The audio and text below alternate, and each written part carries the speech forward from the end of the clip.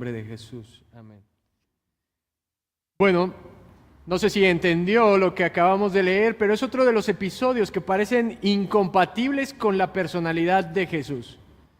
Esto ha traído muchos conflictos en poder armonizar el Jesús que normalmente conocemos, o el Jesús buena onda, que nunca se enoja, que siempre trata bien a las personas, con este Jesús que ahorita está maldiciendo una higuera. Y muchas personas han cuestionado este pasaje porque dicen, ¿cómo es posible que Jesús pase por el camino, vea una higuera, pida que tenga cómo alimentarla, y porque no tiene, entonces la maldiga y se seca? ¿Qué culpa tiene la plantita, no? Ahí salen los ambientalistas y decir, fíjense, ¿qué clase de Dios es ese? ¿Qué clase de Dios es Jesús, o Hijo de Dios, que sin deberla ni temerla la planta, está secando una planta? ¿Se da cuenta de lo que está sucediendo aquí? Hay otros que utilizan esto, algunos ateos, para decir, ven, este no puede ser Dios, porque es egoísta, porque es enojón, y porque desquita su furia con algún inocente porque no le da de comer.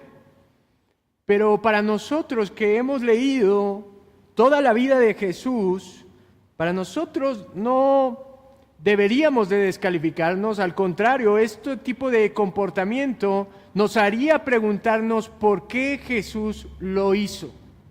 Esa es la pregunta que nosotros tenemos que resolver en este texto.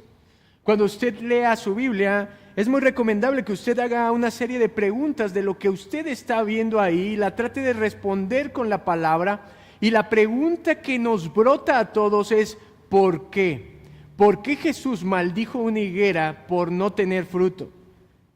Y la otra pregunta que se desprende de ahí es ¿qué es lo que realmente Jesús quiso enseñar a través de esto? Porque no sé, pero yo no me quedo simplemente con la historia. Hay algo de trasfondo en todo esto. Ahora recuerde un poco el contexto para que nos ayude a entender lo que está pasando. Jesús ha entrado a Jerusalén para celebrar la Pascua, ha hecho una entrada triunfante donde todos lo reconocen como rey, y él inmediatamente va al templo y echa fuera a los cambistas y limpia la casa de Dios. Y ahora dice que como no había ahí, o sea, estaba muy saturado, él va y se hospeda en una región cercana con unos amigos, y a la mañana siguiente dice que él regresa y ocurre este suceso. Una de las cosas que también a lo mejor le podría causar duda es ¿por qué lo mandaron a Jesús sin desayunar? Qué mal amigo, hospedador que lo manda sin desayunar, pero no sabemos exactamente por qué. Pero lo que sí sabemos es que dice en el versículo 18 que por la mañana, porque a lo mejor salió muy temprano, dice, volviendo a la ciudad de Jerusalén. Esto aproximadamente sería el miércoles. Él ha entrado un lunes, el martes purifica el templo, y ahora regresa en un miércoles, y regresa ahí a continuar con las actividades que tenía planeadas en Jerusalén, y vuelve y dice que tuvo hambre. Y esto no solamente nos habla de una necesidad física, sino de que él era hombre. Cuando Dios se hizo carne y habitó entre nosotros, fue un hombre como nosotros, con las mismas necesidades que nosotros, y el Señor Jesús aquí está teniendo hambre, y entonces ocurre este famoso episodio. Ahora, déjeme decirle que uno no puede coronar a Jesús como rey a menos que su adoración sea limpia. Y dice usted, ¿qué tiene que ver esto? Fíjese la secuencia de actividades de Jesús. Él entra, lo reconocen como rey, pero era una profesión superficial. Queremos que tú seas nuestro rey por la fiebre, por la emoción, por la sensación, pero resulta que cuando Él dice, ¿quieren que sea su rey? Pues yo no puedo ser su rey a menos de que ustedes tengan la adoración correcta, y por eso va y limpia el templo. Y ese es el Jesús que ya nos empieza a incomodar. Ese es el Jesús que ya no queremos que sea rey. De hecho, si usted lee más adelante, ellos les dicen, no queremos que éste gobierne sobre nosotros. Porque cuando nuestra adoración, nuestro corazón no está volcado hacia Dios, difícilmente va a ser su rey. Usted va a seguir siendo su rey. Así como la canción de Chente Fernández, pero sigo siendo el rey. Así eran estos hombres.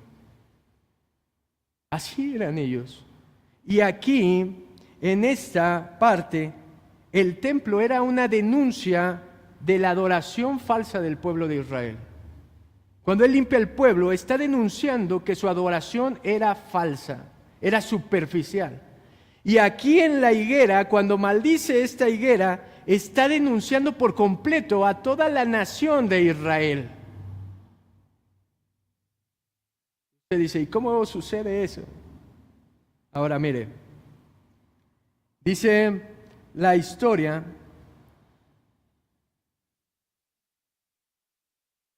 que en el versículo 19 de Mateo 21, dice, y viendo una higuera cerca del camino, vino a ella y no halló nada en ella, sino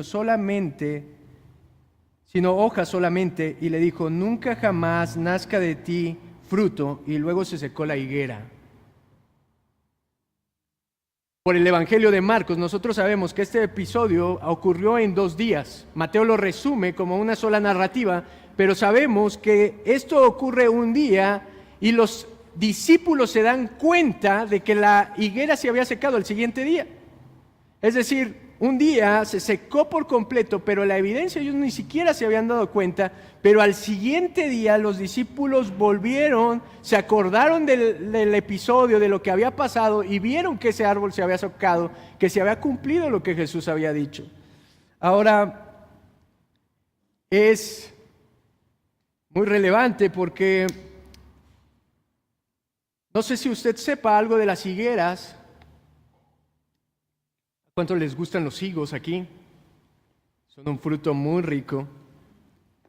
Pero en Palestina de ese tiempo, donde ocurre esta historia, resulta que las higueras eran uno de los árboles más comunes.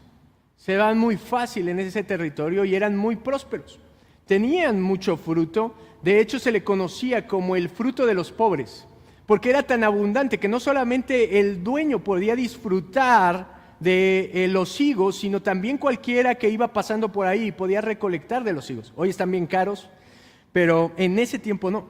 La higuera era un árbol frondoso que su tronco medía aproximadamente 1 metro o hasta 5 metros llegaba a medir, y su altura podía ser de 5 metros a 8 metros. Le estoy hablando de un árbol maduro. En la higuera, no sé si se había dado cuenta, pero es uno de los árboles que más aparece en la Biblia. De hecho, es el primer árbol el que aparece en Génesis. No estoy hablando sino del árbol del bien y el mal, sino de los que describe que tenían frutos. Y se repite constantemente que es utilizado como analogía el árbol de la higuera, porque eran muy comunes. Si se fija, Dios siempre utilizó ilustraciones que ellos pudieran entender a través de su agricultura, a través de su ganado, y les transmitía algunas ideas. Entonces, es obvio que lo que aquí está pasando es que Jesús nos está tratando de comunicar un mensaje a través de esta acción, a través de este árbol. Ahora, la higuera, déjeme decirle que otro de los beneficios que tenía es que proveían de una sombra increíble. Imagínense lo que es una sombra en una región que es bastante árida. Imagínense lo que representaba. La gente plantaba árboles junto a los pozos para que cubrieran con sombra y ellos pudieran ir y descansar a ese lugar y poder sacar agua y el agua estuviera fresca. La gente iba a meditar a esos lugares y ahí era muy común que las personas estuvieran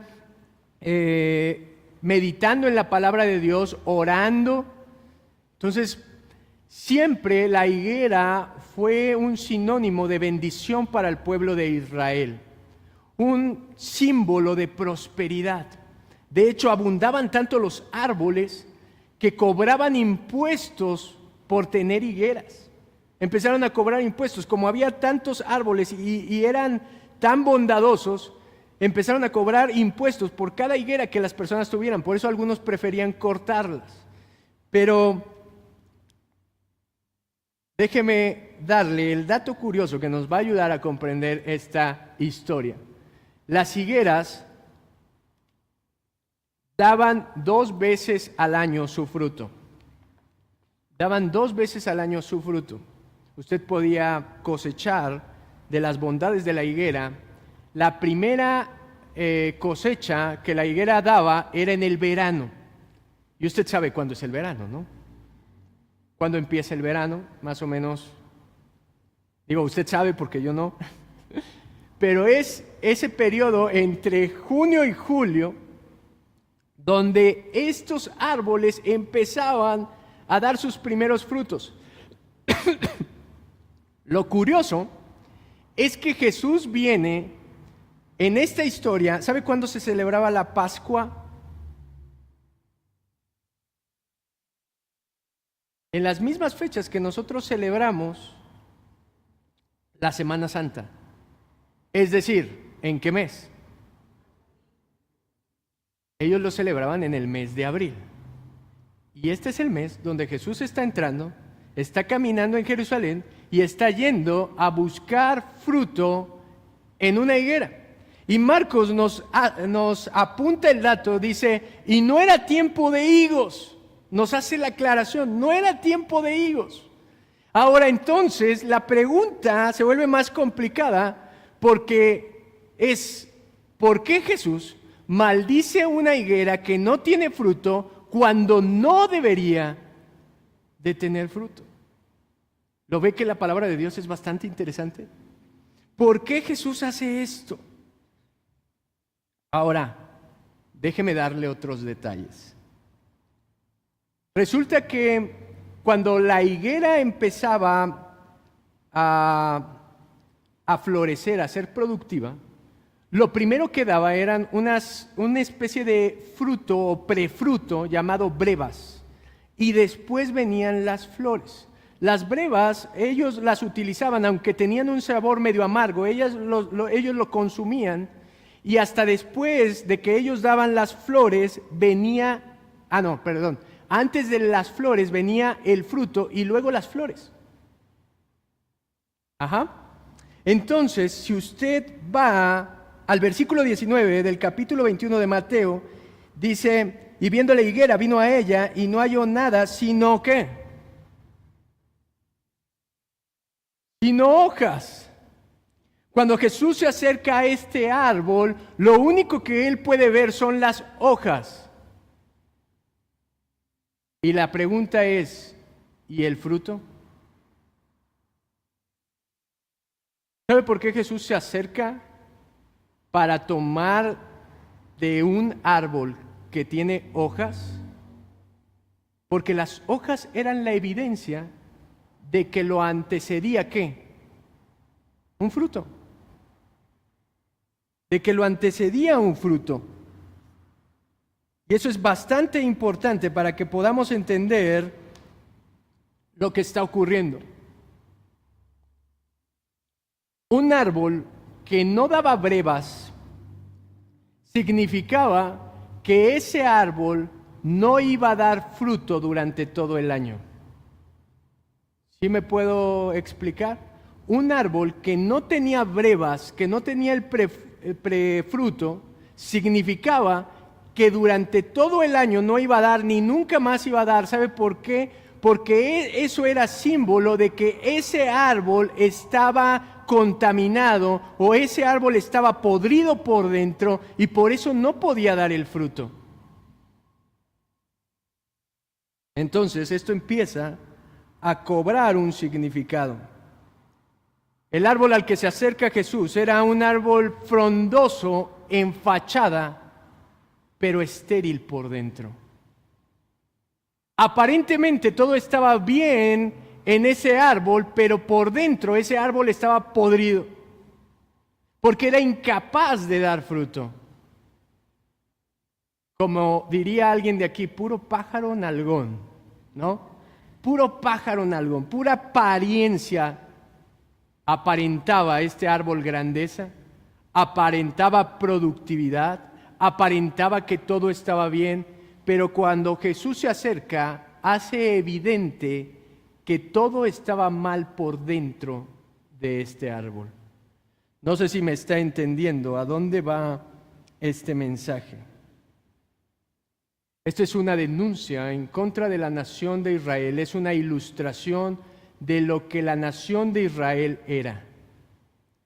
La nación de Israel era una nación religiosamente aparente o espiritualmente aparente, pero por dentro eran estériles. Y ese es el Jesús que obviamente no esperaban.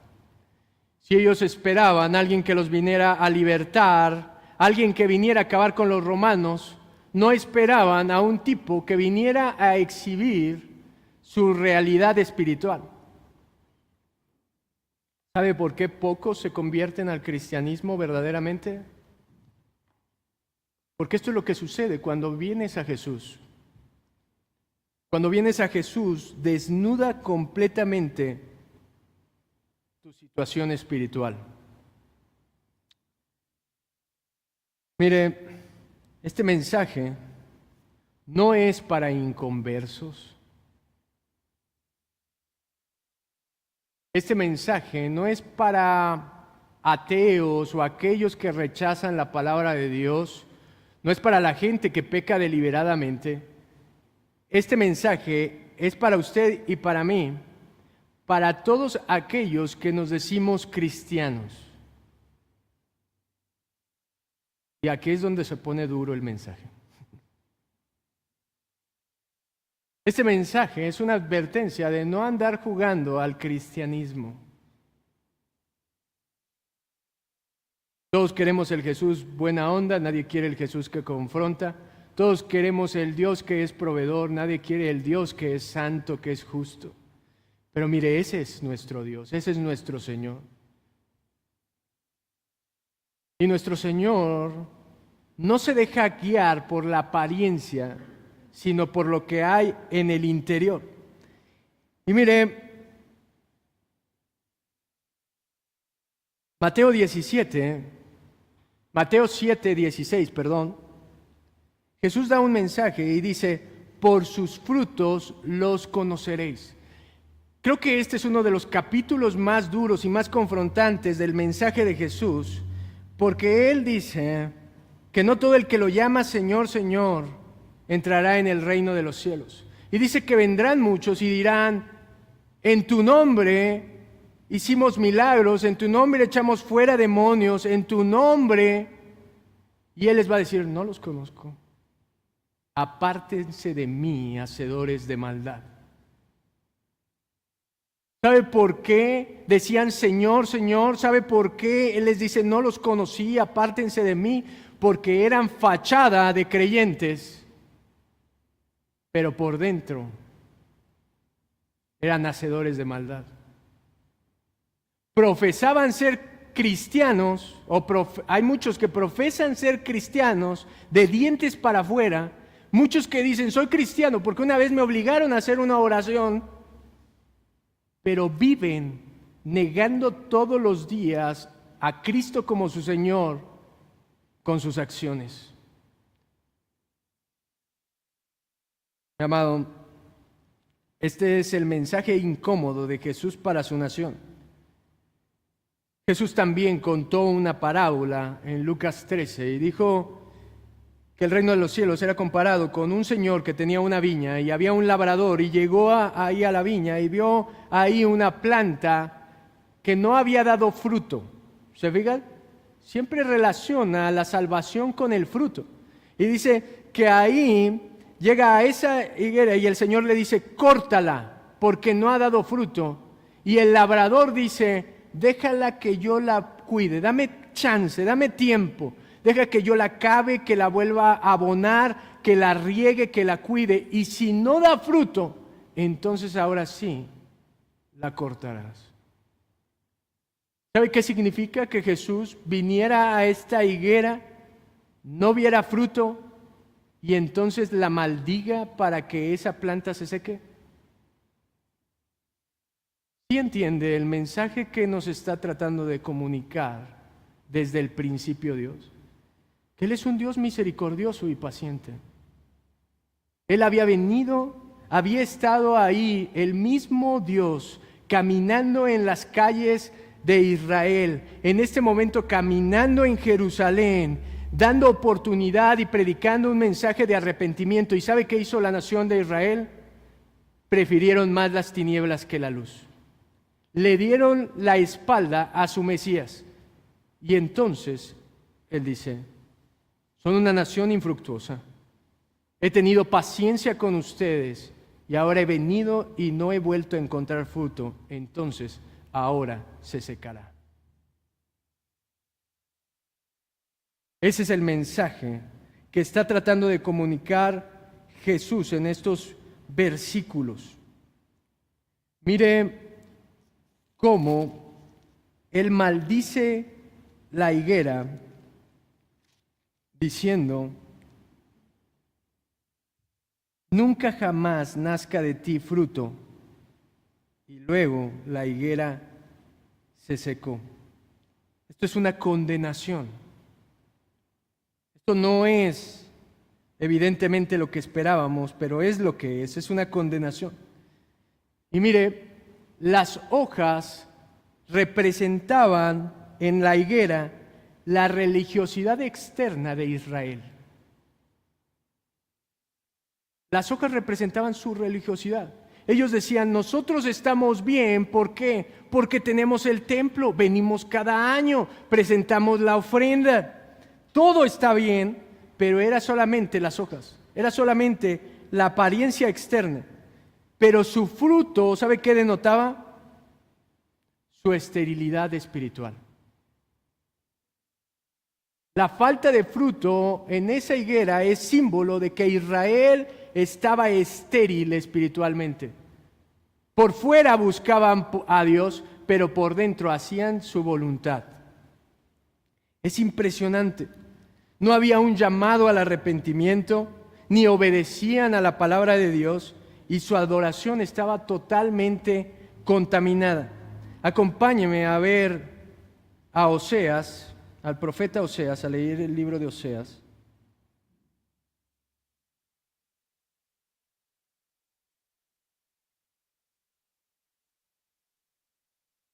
En el capítulo 9, versículo 10.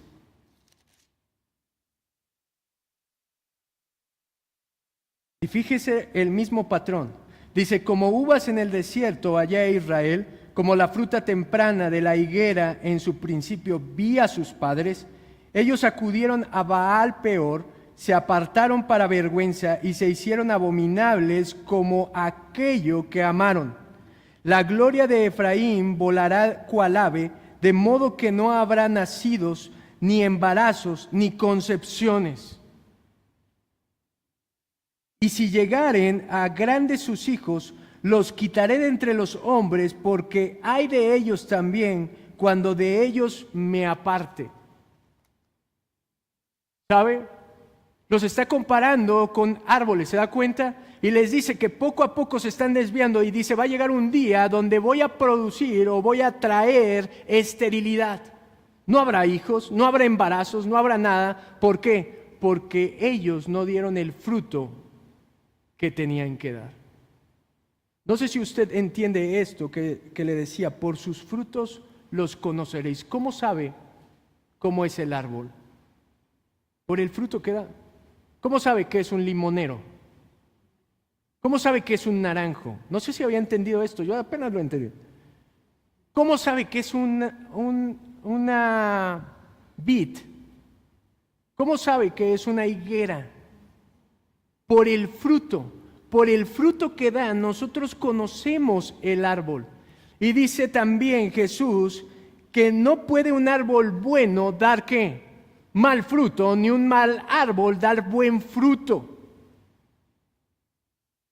Eso está en el mismo Mateo 7. Es imposible. Es imposible que un buen árbol no esté dando fruto. Y en esta historia la higuera era ¿qué? Un mal árbol. Y entonces, si esto es una analogía de lo que está pasando en la nación, ¿cómo era Israel?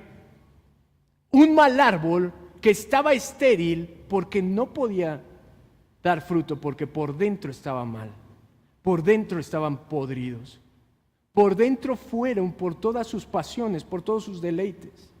Mire, este es un mensaje duro para nosotros.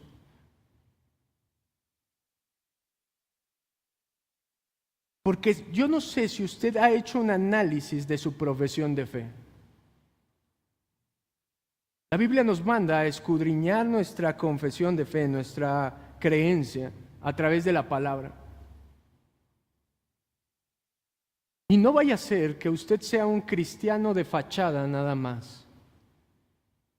Un cristiano de fachada que viene cada 8 días a congregarse.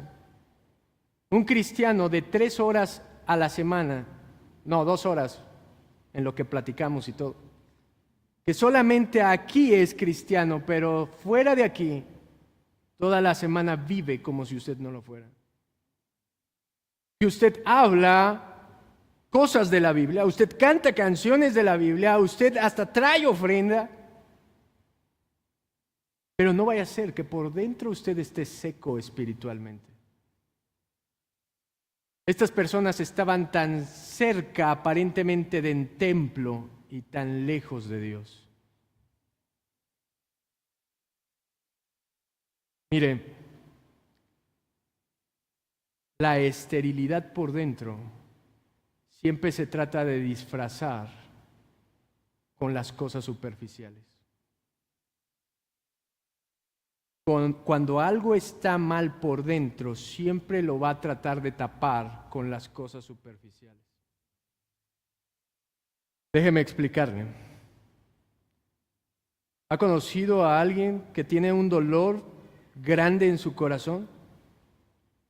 ¿Que está en depresión? ¿Qué es lo primero que hace? Va y compra cosas. Para tratar de tapar el hueco con cosas materiales. A veces nosotros disfrazamos nuestra poca espiritualidad con actividades. Y mire, hoy en día las iglesias estériles hacen lo mismo. Los cristianos estériles hacen lo mismo. La iglesia que es estéril se va a preocupar más por la apariencia que por la profundidad. Se va a preocupar más por las luces, por el sonido, por la música, más que por la adoración verdadera a Dios. Se va a preocupar más por la fachada que por la palabra de Dios. ¿Sabe cómo mide usted la espiritualidad de alguien? No por lo que dice o hace. Las iglesias poco profundas van a buscar todo tipo de actividades, reuniones, congresos o lo que sea para tratar de llenar el hueco espiritual que tiene la gente. Pero la verdadera iglesia de Jesucristo no se mide ni por cantidad ni por apariencia, se mide por santidad. Por el fruto que llevamos.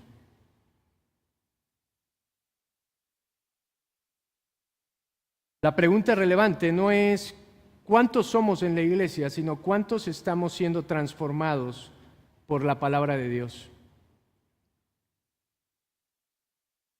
Muéstreme una iglesia llena por el poder del Espíritu Santo y va a ser una iglesia llena de vidas cambiadas.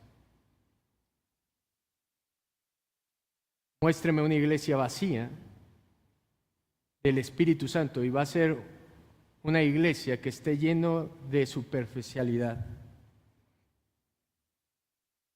Mire, este es el mensaje principal que le quiero dar. La religión superficial siempre produce esterilidad que lleva a la destrucción. La fe verdadera siempre produce fruto que lleva a la bendición. Este es el mensaje que usted puede notar en estos pocos versículos, que la religiosidad superficial siempre produce esterilidad que lleva a la destrucción y la fe verdadera siempre produce fruto que lleva a la bendición. Ese es el patrón que siempre vemos, cómo obra Dios en medio de su pueblo. Y Él está diciendo, me han creído, de verdad me adoran, entonces ustedes van a llevar mucho fruto. Pero si ustedes no aman mi palabra, si ustedes no hacen mi palabra, ustedes van a ser estériles, y la esterilidad siempre lleva o a que maldiga la higuera o a que corte la higuera, pero siempre el fin es el mismo, destrucción. ¿Y sabe qué quiere decir esto? Que Dios es muy paciente con nosotros, pero va a llegar un día donde el Señor de la mies va a venir y va a tomar lo que le pertenece y va a hacer juicio sobre todas las naciones, y ahí no nos vamos a poder esconder detrás de una fachada de vengo a tal iglesia, en mi iglesia tienen tal grupo de alabanza, en mi iglesia tienen lo mejor de lo mejor en aparatos o lo que sea, o en mi iglesia tengo al mejor pastor, al teólogo de no sé qué. Usted no se va a poder esconder de todas las cosas superficiales y solo va a estar su alma desnuda si realmente su vida produjo frutos de arrepentimiento o no. Si de verdad tiene fruto, le pertenece a Él. Si su vida es estéril, no le pertenece a Él. Y el destino será el mismo. Pero mire el versículo 20. Quiero mostrarle este principio ahora de la fe. Dice, viendo esto los discípulos decían maravillados, ¿cómo es que se secó enseguida la higuera? Ellos estaban asombrados de cómo le dijo a la higuera que se secara y se secó inmediatamente. Sabía que para que un árbol se seque necesitarían pasar meses. Hay árboles que duran hasta años secos por dentro y en lo que se da cuenta el dueño puede pasar un año. Pero esto inmediatamente se secó y ellos se maravillaron. Y el versículo 21, respondiendo Jesús les dijo, de cierto os digo que si tuviereis fe y no dudareis, no solo haréis esto de la higuera, sino que si a este monte dijereis quítate y échate en el mar, será hecho. Y todo lo que pidiereis en oración creyendo, lo recibiréis. Jesús aprovechó esta ocasión para enseñarles a sus discípulos una lección de que la fe unida a la voluntad y al propósito de Dios es poderosa. No sé si me explico. La fe unida al propósito y a la voluntad de Dios puede hacer cualquier cosa. Mi amado, esto ya lo he explicado en otra ocasión, porque no es la primera vez que Jesús o el Evangelio lo dice. Pero eso no significa que si usted tiene fe, puede pedir cualquier cosa que a usted se le ocurra y eso va a ser hecho porque usted tiene fe. Eso sería absurdo porque usted tendría fe en la fe. ¿Me estoy explicando? Cuando usted dice, por mi fe yo puedo hacer cualquier cosa y no sé qué, usted está teniendo no fe en el Dios verdadero, usted está teniendo fe en la fe. Y la fe en la fe no produce nada, porque la fe solo es un vehículo. La fe es simplemente una bolsita donde se deposita el poder de Dios. Usted necesita tener ese contenedor llamado fe para que ahí Dios pueda depositar lo que Él es. Nosotros no tenemos fe en la fe, nosotros tenemos fe en el Dios que todo lo puede hacer. Ahora, esto no está hablando de manera literal que usted puede mover montañas. Evidentemente, Jesús nunca movió ningún monte, ¿se fija? Los discípulos nunca movieron ningún monte y a lo largo de la historia nunca se ha registrado que ningún discípulo de Jesús pudiera mover algún monte. De hecho, esto sería el tipo de señales que le pedían los fariseos. ¿Se acuerda que ellos le decían, tú eres el Mesías, haznos unas señales y unos prodigios del cielo? ¿Qué quería decir esto? Que no tuviera explicación más que viniera del cielo. Y él les dice, no, la generación perversa y adúltera demanda señales. Pero entonces, ¿qué quiere decir la montaña? Esta era una figura retórica en la cual los rabinos trataban de expresar una dificultad o adversidad. Decían, alguien es movedor de montañas cuando podía no hacerse a un lado de la dificultad, sino podía atravesar la dificultad. La montaña representaba esas grandes cosas que se convertirían en un obstáculo, en una dificultad.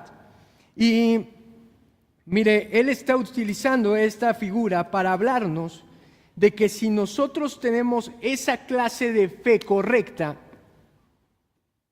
nosotros vamos a poder atravesar cualquier dificultad en nuestra vida o nuestro ministerio. Olvídese de tener esa clase de fe que concede deseos ambiciosos y perversos, porque es antibíblica, aunque hoy es popular, muy popular en las iglesias, y le dicen, si tienes fe, ora por la cartera que vas a encontrar en la calle, ora porque alguien se equivoque y deposite dinero en tu cuenta. Si a alguien le pasa así, regrese la cartera, no sea ratero.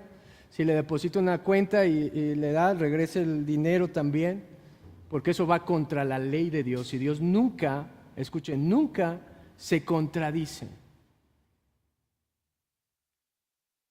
Y ese es el principio de la fe.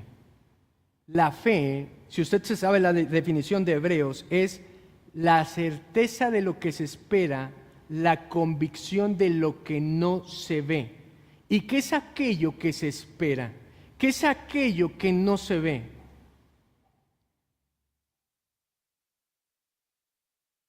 Esa es la clave de todo. ¿Qué es lo que se espera o qué es lo que no se ve? Es la palabra de Dios, las promesas de Dios. Nosotros estamos convictos, seguros de que ¿qué? De que Dios va a cumplir su palabra, no mi palabra. Él va a cumplir lo que se ha comprometido a hacer.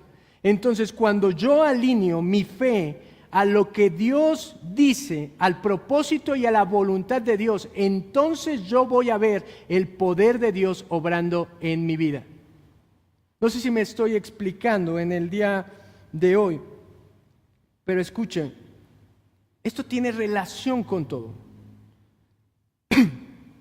Cuando mi corazón, mi adoración a Dios, mi cristianismo está contaminado por dentro, yo estoy pervertido, hay esterilidad y nunca voy a poder alinear mi vida, mis pensamientos y mis oraciones a la voluntad de Dios. ¿Se da cuenta?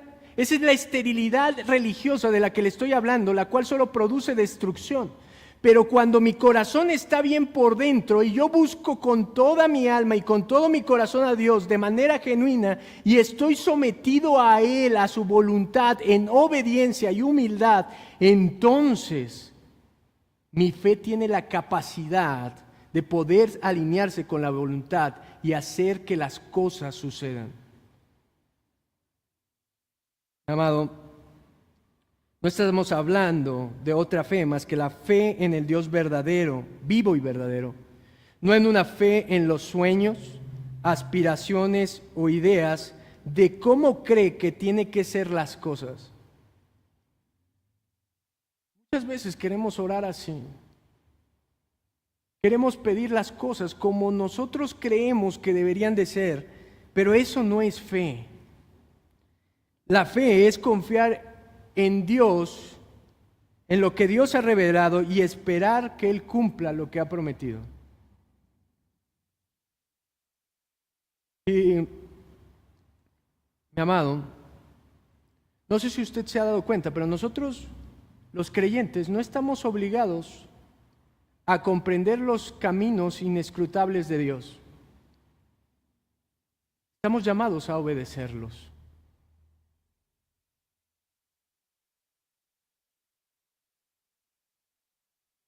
Yo sé que hay gente aquí que ha pasado por cosas muy difíciles o que está pasando por cosas difíciles. La fe no consiste en que Dios haga lo que usted cree que es lo mejor.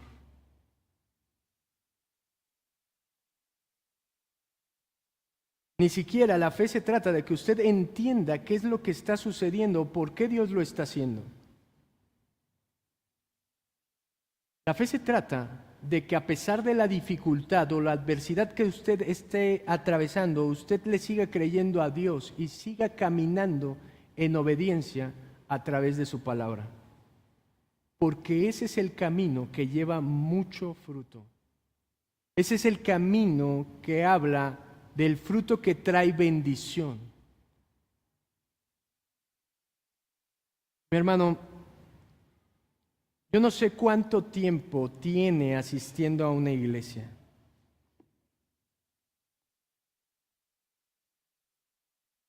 A lo mejor usted ha nacido en una iglesia cristiana, o bueno, es de cuna cristiana. A lo mejor tiene 20, 30 años. Pero lo que hoy se debería de preguntar es, en esos 20, 30 años, ¿cómo está su vida? En ese día, si es su primer día que viene a la iglesia, o la primera semana que ha creído en Jesús, ¿cómo está su vida? ¿Su vida es estéril? ¿Sigue siendo el mismo que era antes? ¿Batallando con las mismas ambiciones? ¿Siendo tentado por los mismos placeres con la misma intensidad? Ha cambiado a lo mejor solamente su rutina, pero por dentro sigue siendo usted igual. Usted está cayendo en la peor de las trampas, que es la religiosidad externa.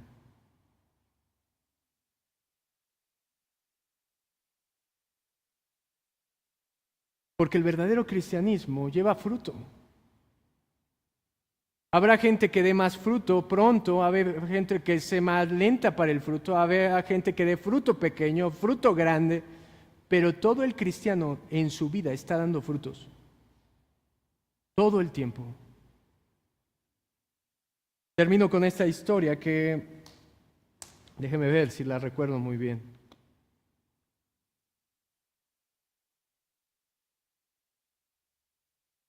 No sé si usted sepa cuál es el himno cristiano más famoso, que por cierto íbamos a cantar hoy.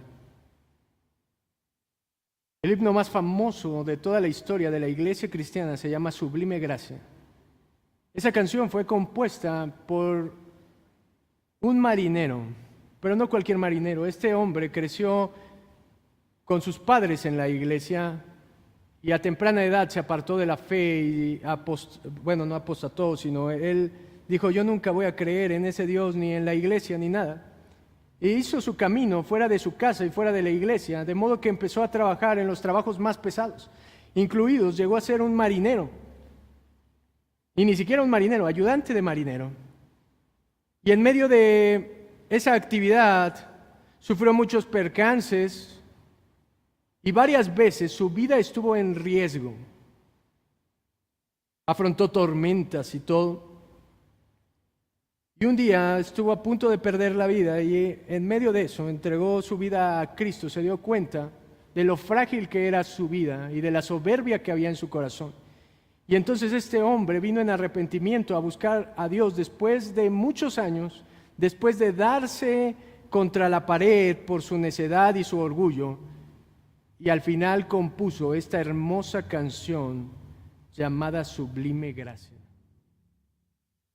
Porque él no podía explicar su vida de otra manera. Alguien que era totalmente estéril, que Dios lo haya transformado en algo nuevo, que tuviera la capacidad de venir a Dios, buscarlo y llevar fruto.